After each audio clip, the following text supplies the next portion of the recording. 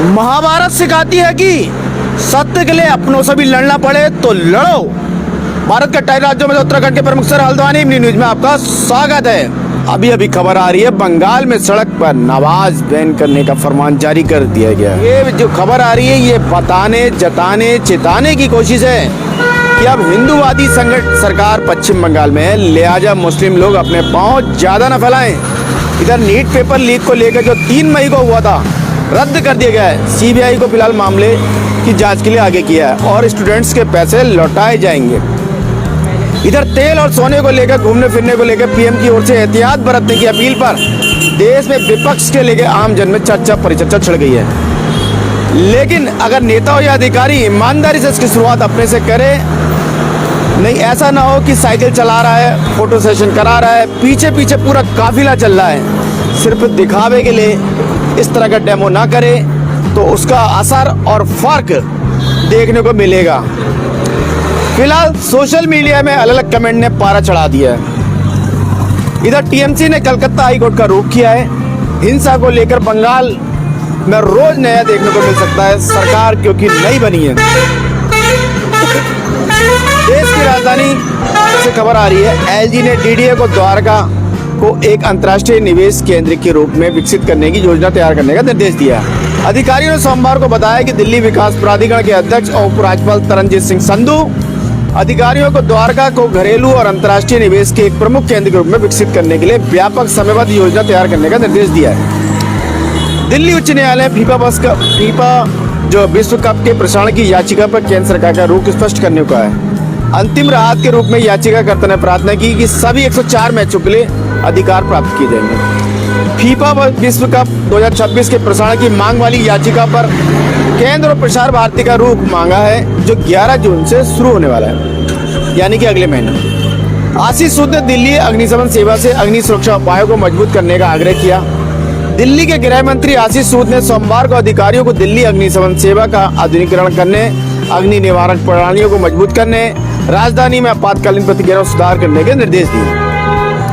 इधर नेहरू प्लेस में 2 महिलाओं पर हमला करने और छेड़छाड़ करने के आरोप में 4 लोग पुलिस ने गिरफ्तार कर लिए हैं। पुलिस के मुताबिक घटना तब हुई जब 2 बाइकों पर सवार 4 लोगों ने वहां से गुजर रही 2 महिलाओं को परेशान किया, फब्बिया कसी उन पे। इधर देश की आर्थिक राजधानी मुंबई से बड़ी खबर यह आ रही है कि टीसेक नासिक मामले को लेकर एनसीडब्ल्यू ने विषाक्त कार संस्कृति और पॉक्सो अनुपालन को शून्य स्थिति पर चिंता जताई। एनसीडब्ल्यू की रिपोर्ट के अनुसार कार्यस्थल पर व्यापक यौन उत्पीड़न और सत्ता के दुरुपयोग से चिन्हित एक बेहद परेशान करने वाला और विषाक्त का वातावरण मौजूद है। गुजरात प्रधानमंत्री ने ईंधन बचाने और सोने की खरीद कम करने की अपील दोहराई है। घर से काम करने का समर्थन किया है। प्रधानमंत्री मोदी ने कहा, हमें आयातित उत्पादों के उपयोग कम करने और विदेशी मुद्रा खर्च करने वाली व्यक्तिगत गतिविधियों से बचने के लिए हर संभव प्रयास करने चाहिए। कर्नाटक से खबर आ रही है, सीआईटीयू कर्नाटक के अंतर्गत आने वाले श्रमिकों ने श्रम संहिता को रद्द करने की मांग की है। अधिनियम की प्रतियां जला दी है। 13 मई को बेंगलुरु के फ्रीडम पार्क में विरोध प्रदर्शन आयोजित किया जाएगा। फिलहाल इस मामले को लेकर, यानी कि कल कर्नाटक में नई उत्पाद शुल्क व्यवस्था लागू। शराब की कीमतें 12 मई को पता चलेंगी, यानी आज देर रात को। मंगलवार तक आईएमएल बियर की कीमतों पर स्पष्टता आ जाएगी, जबकि कुछ ब्रांडों की कीमतें अधिसूचित की जा चुकी हैं। इधर एमजीपी ने कर्नाटक में मैसूर में विरासत स्थल देवराजा मार्केट और लैंसडॉल बिल्डिंग में सुप्रीम कोर्ट के फैसले के खिलाफ अपील न करने का आग्रह किया। बीदर जहीराबाद सड़क पर तेज रफ्तार में चल रही केएसआरटी की बस खाई में गिरने से 4 लोगों की मौत हो गई। जी हाँ, इधर केरल से बड़ी खबर यह आ रही है, एआईसीसी ने मुख्यमंत्री पद के उम्मीदवार को अंतिम रूप देने के लिए शीर्ष नेताओं को दिल्ली बुलाया। पार्टी आलाकमान के साथ महत्वपूर्ण बैठक में भाग लेने वालों में केपीसीसी के पूर्व अध्यक्ष के सुधाकर, मुल्लापल्ली रामचंद्रन, बीएल सुधीकरन और मुरलीधरन शामिल हैं। तमिलनाडु में सीवी सनमुगम के नेतृत्व वाले एआईएडीएमके गुट ने टीवीके को समर्थन देने की घोषणा की है। पूर्व मंत्री सीवी सनमुगम का कहना है कि हम अब किसी भी चुनाव पूर्व गठबंधन में नहीं है। ऐसा माना जाता है कि एआईएडीएमके कुल 47 विधायकों में से 30 विधायक श्री सनमुगम और एसपी वेलुगोड़ी के नेतृत्व वाले समूह के साथ है। एआईएडीएमके के भीतर विद्रोह की घटनाओं का क्रम लगातार जारी है। विधानसभा चुनाव में खंडित जनादेश और राज्य में द्रविड़ वर्चस्व में उथल पुथल के बाद एक प्रमुख द्रविड़ पार्टी एआईएडीएमके अपने ही सदस्यों के बीच विद्रोह का सामना कर रही है।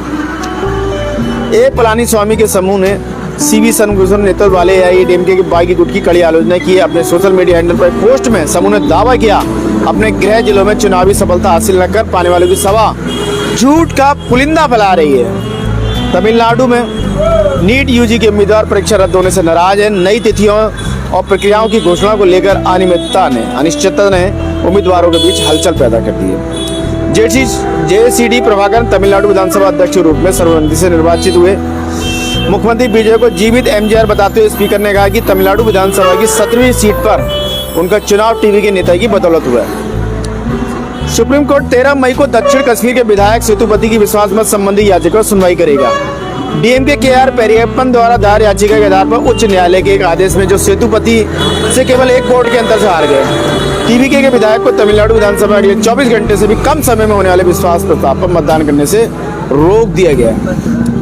तमिलनाडु के मुख्यमंत्री विजय ने शैक्षणिक संस्थानों और पूजा स्थलों के पास स्थित 717 शराब की दुकानों को बंद करने का आदेश दिया है। 717 दुकानों में से 276 विभिन्न पूजा स्थलों में से 500 मीटर के दायरे में स्थित हैं।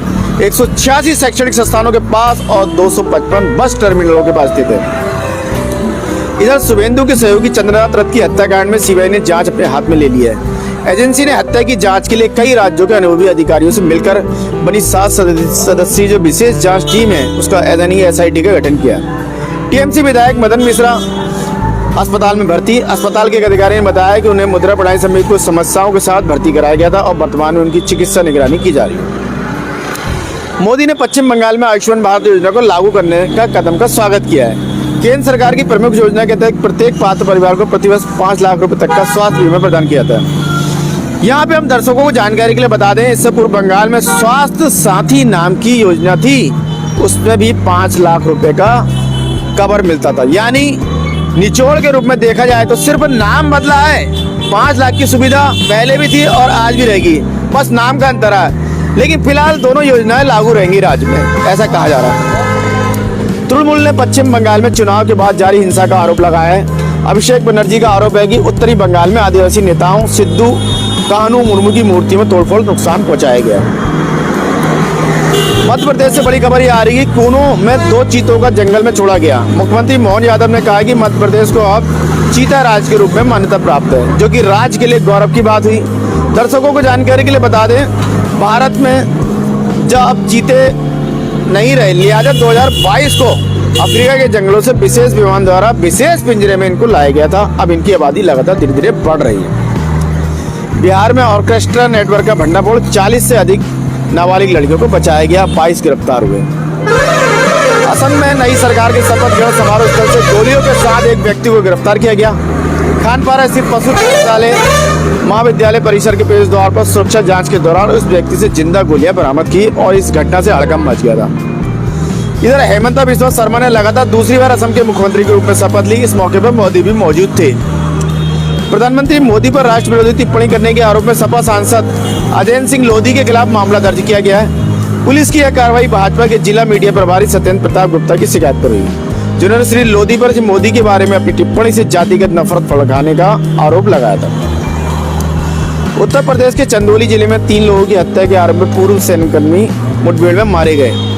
यह मुठभेड़ तब हुई जब गुरप्रीत सिंह को अपराध स्थल का नाट्य रूपांतरण करने के लिए सकल दिया गांव में ले जाया जा रहा था, यानी कि सीन रिकेट किया जा रहा था। उस दौरान ये घटना हुई है। भारतीय पासपोर्ट में जालसाजी करने के आरोप में उत्तर प्रदेश की अदालत ने एक बांग्लादेशी नागरिक को 3 साल की कैद की सजा सुनाई। बलिया के विशेष न्यायाधीश राम केपाल ने 11 मई को अब्दुल अमीन को दोषी ठहराया गया और उस पर 10,000 रुपये का जुर्माना भी लगाया गया। हिमाचल प्रदेश में जिला परिषद और विशेष जिला परिषद के प्रदर्शन रेटिंग को नशीली दवाओं के नियंत्रण के प्रयासों से जोड़ा जाएगा। हिमाचल प्रदेश के मुख्यमंत्री सुखविंदर सुक्खू ने कहा कि प्रशासनिक और पुलिस अधिकारी अपने अपने क्षेत्र में कम से कम 10 शिक्षण संस्थानों का दौरा करेंगे, ताकि छात्रों को नशीली दवाओं के दुष्परिणामों के बारे में जागरूक किया जा सके। जम्मू कश्मीर से बड़ी खबर ये आ रही कि शराब की समस्या को नजरअंदाज करने पर नशा विरोधी अभियान सफल नहीं होंगे।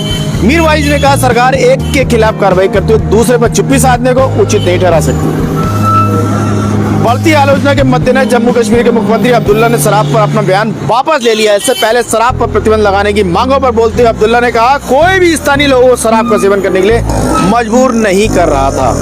जम्मू और कश्मीर सरकार का शराब की बिक्री को लेकर रूख को एक ज्वलंत राजनीतिक मुद्दा बन गया, जब मुख्यमंत्री उमर अब्दुल्ला ने अपने पहले के उस बयान को वापस ले लिया जिसमें उन्होंने कहा था कि कोई किसी को शराब पीने के लिए मजबूर नहीं कर रहा है। आशा है आपको खबरें अपडेट रख रही होंगी और चाय पर चर्चा के लिए मसाला प्रदान कर रही होंगी। अपने विचार और सुझाव साझा करें। कल फिर नए विषय के साथ आपके समक्ष उपस्थित होंगे। इसी के साथ मैं मनोज आर्य, खबर संसार के लिए जय।